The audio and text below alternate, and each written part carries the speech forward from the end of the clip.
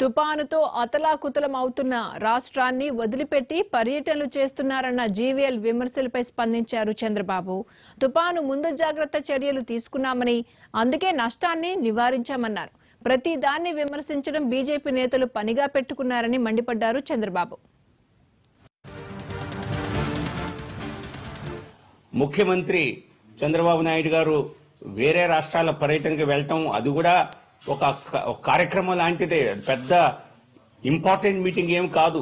So ముఖ్యమంత్రుల ప్రమాణ స్వీకారోత్సవానికి రాష్ట్రంలో విపత్తుని మర్చిపోయేలా వెళ్లవలసిన అవసరం లేదు. అది ఖచ్చితంగా ఆయన చేసినటువంటి పొరపాటు. అయినా దీనిపైన ఎక్కువ చర్చించకుండా ఆయనకి ఇదొక అలవాటు, వేరే వారు చేస్తే విమర్శించటం, తాను చేసినవన్నీ కూడా కరెక్ట్ అని చెప్పి కప్పిపుచ్చుకోవటం, ఇది ఒక పరిపాటిలా తయారైంది. మనం చూసాం, తిత్లీలో చేసింది తక్కువ, హడావిడి ఎక్కువ.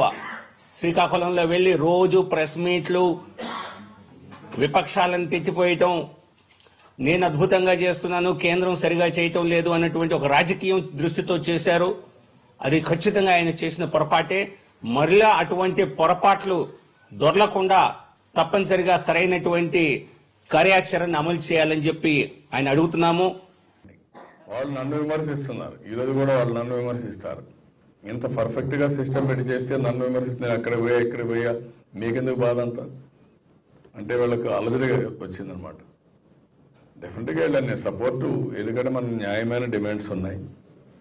విభజన చట్ట హామీలు ప్లస్ ప్రత్యేక హోదా, దాని సపోర్ట్ నేను మస్టర్ చేయాలి, అన్ని రాజకీయ పార్టీలు సహకారం తీసుకోవాలి. రెండోది, అదే సమయంలో దేశానికి కూడా చాలా ఇబ్బందులు వస్తున్నాయి, అన్ని ఇబ్బందులు క్రియేట్ చేశారు.